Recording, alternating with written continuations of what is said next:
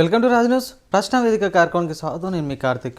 ఈరోజు మన guest YS Reddy trust ద్వారా నియోజకవర్గ ప్రజలకు ఎంతోమందికి అనేక సేవా కార్యక్రమాలు అందించినటువంటి వ్యక్తి, మేడ్చల్ నియోజకవర్గ బీజేపీ పార్టీ కంటెస్టెడ్ ఎమ్మెల్యే, నియోజకవర్గ ఇన్ఛార్జ్ మనతో ఉన్నారు. ఏనుగు సుదర్శన్ రెడ్డి గారు ఉన్నారు. వెల్కమ్ చేద్దాం. సార్ నమస్కారం.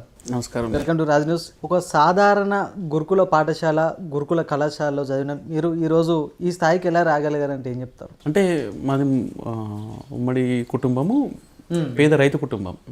దానిలో భాగంగా ఇక్కడ విద్యాభ్యాసం ఇక్కడ మా గ్రామంలో 5th క్లాస్ వరకు, దాని తర్వాత ఒక అంకుషాపూర్ పక్క గ్రామంలో నడుచుకుంటూ పోయి అక్కడ ఒక 7th వరకు అక్కడ, దాని తర్వాత గురుకులంలో ఇంటర్మీడియట్ వరకు. అంటే అక్కడ ఎక్కువ మంది పేద విద్యార్థులు చదువుకుంటారు. దాంట్లో గురుకులం బన్సలాల్ వ్యాజీ కానీ దానికి ఒక చరిత్ర ఉన్న స్కూల్ అది. స్వతంత్రం రాకముందుకు నిర్మించిన స్కూల్ అది. ఆ స్కూల్లో చదవడం మేము అదృష్టంగా భావిస్తూ ఉన్నాం.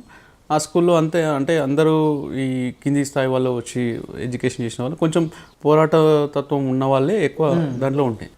ఆ విషయాల మీద మనం అవగాహన ఉన్నది. మనం ఏదైతే కోల్పోయినామో, ఏదైతే నష్టపోతున్నామో దాని మీద అప్పటి నుంచే స్కూల్ స్థాయి నుంచే కొంచెం పోరాటాలకు ఇంట్రెస్ట్ ఉండాలి.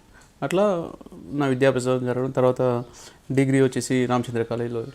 ఇట్లా విద్యాభ్యాసం చేసే టైంలోనే మనం ఏదో ఒకటి చేయాలి, ఏదో ఒకటి ప్రజల కోసం కానీ లేకపోతే ఏదైనా అన్యాయం జరిగినప్పుడు ప్రశ్నించాలని చెప్పి ఒక ప్రయత్నంగా చేసేవాడిని. అసలు ఈ వైఎస్ రెడ్డి ట్రస్ట్ అనేది అసలు ఎప్పుడు ఏర్పాటు చేసారు? ఆ వైఎస్ రెడ్డి ట్రస్ట్ ద్వారా నియోజకవర్గ ప్రజలకు అనేక సేవా కార్యక్రమాలు అందిస్తున్నట్టు విన్నాం. ఎటువంటి సేవా కార్యక్రమాలు అందిస్తారండి? ముఖ్యంగా మా వైఎస్ రెడ్డి ట్రస్ట్ అంటే వై సంగీతారెడ్డి ట్రస్ట్, మా మిస్సెస్ పేరు మీద ఆ ట్రస్ట్ ఏర్పాటు చేయడం జరిగింది. దాదాపు 10 సంవత్సరాలు, 2016 10 సంవత్సరాలు. అంతకుముందు కూడా చాలా కార్యక్రమాలు చేసేవాళ్ళము. ఈ ట్రస్ట్ రిజిస్ట్రేషన్ చేసిన తర్వాత ఈ సేవా కార్యక్రమాలు అనేది ముఖ్యంగా ఈరోజు పేద విద్యార్థులకు చదువు కోసం కానీ, ఏదైనా పేద ఇంటి అమ్మాయిలకు పెళ్లి కోసం కానీ, లేకపోతే ఏదైనా చావులు అనుకోండి, లేకపోతే ఇంకా అనేక రకాలుగా అంటే ఎక్కడైనా ఇబ్బందులు ఉన్నాయి, ఏదైనా గుళ్ళు కానీ, విద్యా సంస్థలు, విద్యాలయాల్లో అభివృద్ధి కానీ, హాస్పిటల్స్ కానీ, ఈరోజు వెటర్నరీ అంటే పశువుల ఆసుపత్రిలో కూడా మా వంతు సేవలు అందించాం. అంటే అక్కడ అట్లా దీనికని కాకుండా ఎక్కడైతే అవసరం ఉంటుందో అక్కడ మా ట్రస్ట్ ఆధ్వర్యంలో నిరంతరం సేవా కార్యక్రమాలు. ఈరోజు లేబర్ కార్డు ఈ రాష్ట్రంలోనే అత్యధికంగా లేబర్ కార్డులు ఇప్పించిన నియోజకవర్గం మాది. దాంట్లో మా ట్రస్ట్ ఆధ్వర్యంలో లేబర్ కార్డులు అందరికి ఇప్పించడం. ఈరోజు ప్రధానమంత్రి సుకన్య సమృద్ధి యోజన పథకం పోస్ట్ ఆఫీస్లో అకౌంట్ ఓపెన్ చేయడం, అది కూడా 1000 అకౌంట్స్ మేము మా ట్రస్ట్ ఆధ్వర్యంలో వాళ్ళకు ఉచితంగా ఓపెన్ చేయించి తల్లిదండ్రులకు వాళ్ళకు గిఫ్ట్ ఇవ్వడం. ఇక హాస్పిటల్స్ అనుకోండి, ఇక వంతు ప్రయత్నం చేస్తూ ఉన్నాం. మీ పొలిటికల్ జర్నీ చూసుకున్నట్టయితే ఫస్ట్ టీడీపీ, తర్వాత తెలుగు యువత, BRS party, BJP party present. అంటే వేసుకున్న చొక్కాలు మార్చేంత ఈజీగా పార్టీలు మీరు ఎట్లా మారుస్తున్నారు సార్? అంటే తెలంగాణ ఉద్యమం కన్నా ముందు అంటే నేను ఇంటర్మీడియట్ స్థాయిలో 96 నా ఇంటర్మీడియట్ 96 డిగ్రీ ఉన్నప్పుడు నేను ఇంటర్మీడియట్ స్థాయి నుంచి కూడా పొలిటికల్ అంటే చాలా ఇంట్రెస్ట్. మా కుటుంబం కూడా, మా బాబాయ్ పొలిటికల్ ఉంటే అప్పటి నుంచి ఇట్లా టీడీపీలో చాలా యాక్టివ్గా, అంటే టీడీపీలో గ్రామ స్థాయి నుంచి రాష్ట్ర స్థాయి వరకు నాకు పార్టీ మంచి గుర్తింపు ఇచ్చింది.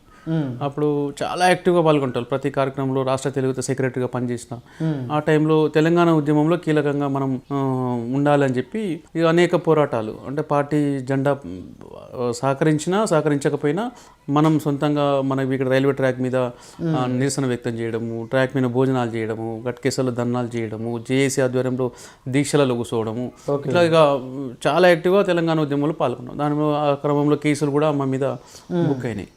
ఆ టైంలో ఇక మనం తెలుగుదేశం పార్టీ ఇక్కడ తెలంగాణ నడవదు అన్ని పక్కకు పెట్టేసి ఇక్కడ టీఆర్ఎస్ పార్టీలో అప్పుడు 2013లో టీఆర్ఎస్ పార్టీలో జాయిన్ కావడం జరిగింది. అంటే అప్పటికే నేను ఉపసర్పంచ్ కూడా ఇక్కడ ఈ గ్రామానికి ఉపసర్పంచ్, ఔషాపూర్ గ్రామానికి ఉపసర్పంచ్ కూడా ఎలక్ట్ కావడం.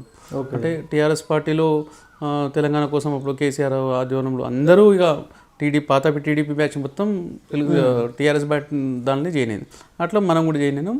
దాంట్లో కూడా బాగా యాక్టివ్గా ఉండి ఉప సర్పంచ్ నుంచి అంటే ఎంపీపీ దాకా సర్పంచ్ ఇక్కడ అన్నీ గెలుచుకుంటాను. పార్టీ సపోర్ట్ కన్నా మనం వ్యక్తిగతంగా కూడా మంచి కార్యక్రమాలు చేసినా కూడా ప్రజలు మమ్మల్ని ఆదరించారు. బీఆర్ఎస్ పార్టీలో ఉన్నప్పుడు మీరు ఎంపీపీ ఉన్నారు, బీఆర్ఎస్ పార్టీ అప్పుడు అధికారంలో ఉన్నది. అధికారంలో ఉన్న పార్టీ నుంచి బయటకు ఎలా రాగలిగారు అసలు? అంటే దాదాపుగా నేను ఎంపీపీగా ఎన్నిక కావడానికి నాకు అన్ని పార్టీలు సహకరించినాయి.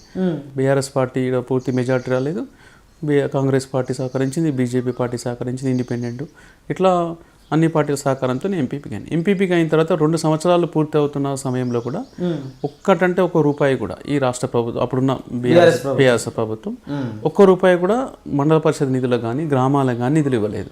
ఏదైతే కేంద్ర ప్రభుత్వం ద్వారా వచ్చిన నిధులని మేము ఇస్తున్నామని చెప్పాను. ఈరోజు అంటే ఎందుకు ఇవ్వబడం గల రీజన్ ఏంది? రీజన్ అంటే గతంలో ఉమ్మడి రాష్ట్రం ఉన్నప్పుడు ఏమైపోతుందంటే స్థానిక సంస్థల నుంచి స్టాంప్ డ్యూటీ కానీ ఇక్కడ ఉన్న హెచ్ఎండిఏ నిధులు కానీ ఇక్కడ కొంత నిధులు అంటే వచ్చిన 100 రూపాయలలో 30-40 రూపీస్ ఇక్కడ ఇచ్చేది. కానీ బీఆర్ఎస్ పార్టీ ప్రభుత్వంలోకి వచ్చిన తర్వాత వాళ్ళు ఈ నిధులన్నీ వాళ్ళు రాష్ట్రాన్ని తీసుకొని ఇక్కడ వాళ్ళు దయ ఉంటే ఇస్తుండే, లేకపోతే లేకుండా.